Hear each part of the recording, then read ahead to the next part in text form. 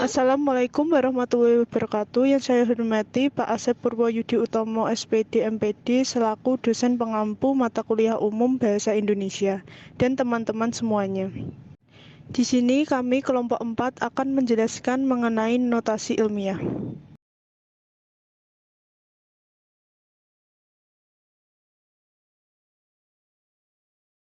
Di sini kita akan membahas yang pertama yaitu kutipan, pengertian dari kutipan, prinsip-prinsip dalam mengutip karya orang lain, jenis-jenis kutipan. Yang kedua yaitu notasi ilmiah, menjelaskan mengenai teknik-teknik dalam notasi ilmiah.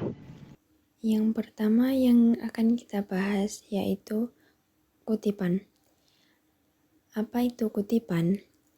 Kutipan adalah pinjaman kalimat atau pendapat dari seorang pengarang atau ucapan seseorang yang terkenal, baik yang terdapat dalam buku-buku maupun majalah-majalah.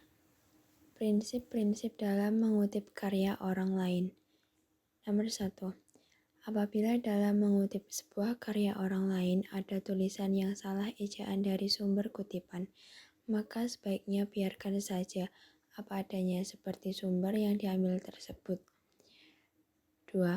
Dalam kutipan diperkenankan menghilangkan bagian-bagian kutipan dengan syarat bahwa penghilangan bagian itu tidak menyebabkan perubahan makna atau arti yang terkandung dalam sumber kutipan.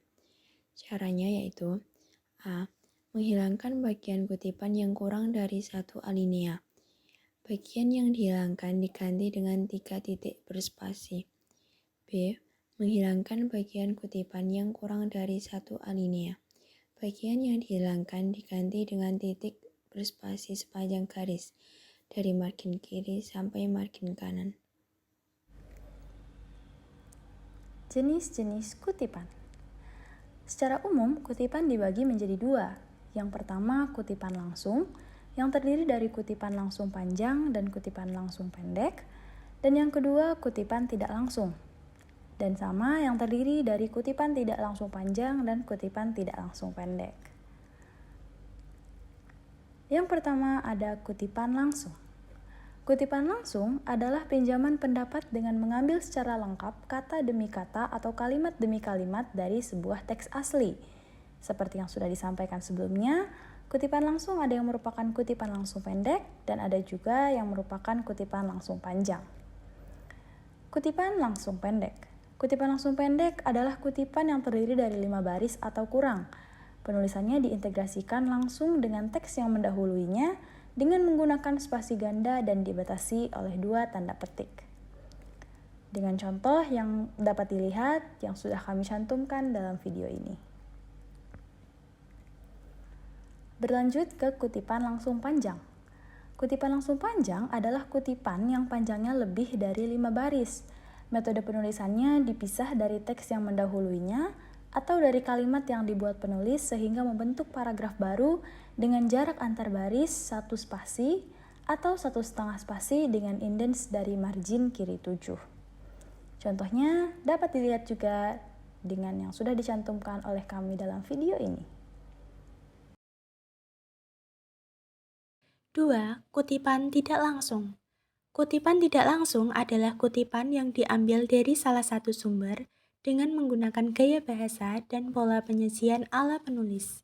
Metode kutipan ini adalah untuk menyerap intisari atau maksud dari suatu tulisan yang panjang dengan tidak mengurangi atau mengubah makna yang terkandung dalam tulisan tersebut.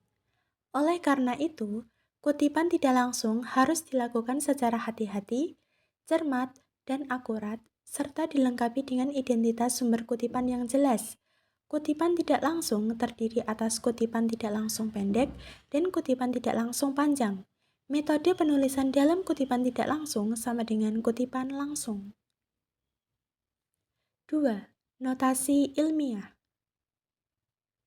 Apa itu notasi ilmiah?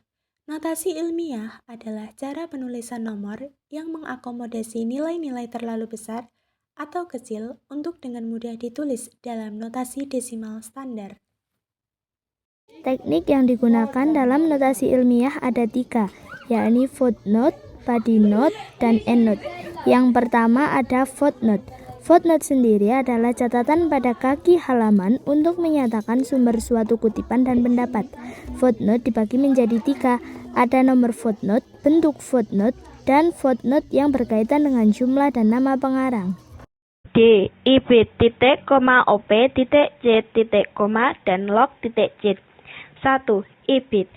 Kependekan dari ibidem pada tempat yang sama dipakai apabila suatu kutipan diambil dari sumber yang sama, halaman sama, atau berbeda dengan yang langsung mendahulunya dengan tidak disela oleh sumber lain. 2. op titik c titik koma kependekan dari opere citato dalam karangan yang telah disebut atau dikutip. Dipakai apabila suatu kutipan diambil dari sumber yang sama, tetapi halaman berbeda dan telah diselingi oleh sumber-sumber lain. 3. Log titik c titik koma kependekan dari loco citato pada tempat yang telah disebut atau dikutip. Digunakan apabila suatu kutipan diambil dari sumber yang sama, halaman yang sama, dan telah diselingi sumber-sumber lain. 2. Body note.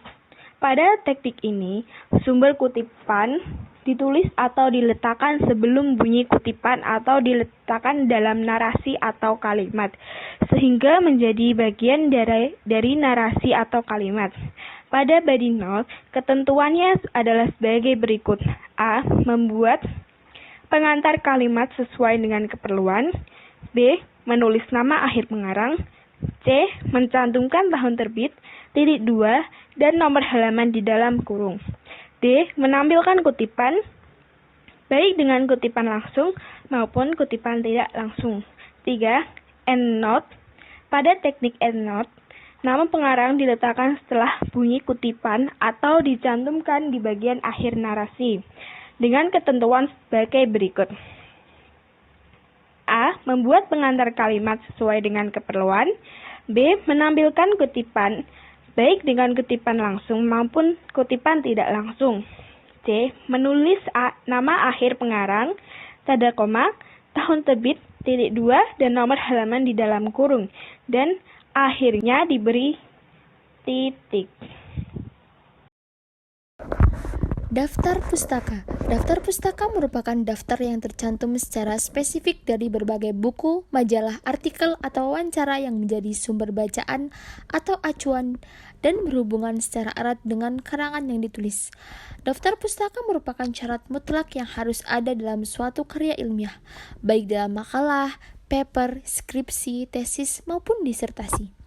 Letak daftar pustaka dalam suatu karya ilmiah adalah setelah bab simpulan. Adapun urutan penulisan daftar pustaka adalah nama penulis titik, tahun terbit titik, judul buku yang diberi garis bawah putus-putus atau dicetak miring titik, kemudian kota tempat terbit buku titik 2, nama penerbit titik. Dalam penulisan daftar pustaka ada beberapa ketentuan yang berkaitan dengan penulisan nama pengarang, yaitu sebagai berikut. A. Gelar akademik dan gelar kebangsaan tidak disertakan.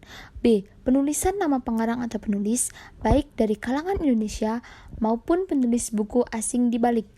C. Nama penulis yang berbahasa Arab harus ditransliterasikan dalam huruf Latin dengan mengikuti pedoman transliterasi Arab Latin seperti halnya judul. D. Nama penulis yang lebih dari 3 orang yang ditulis penulis pertama, kemudian koma, et al, dot, et al, atau DKK. E. Penulisan yang menulis lebih dari 1 buku yang ditulis buku yang paling awal diikuti tahun berikutnya dengan penulisan seperti yang pertama. F.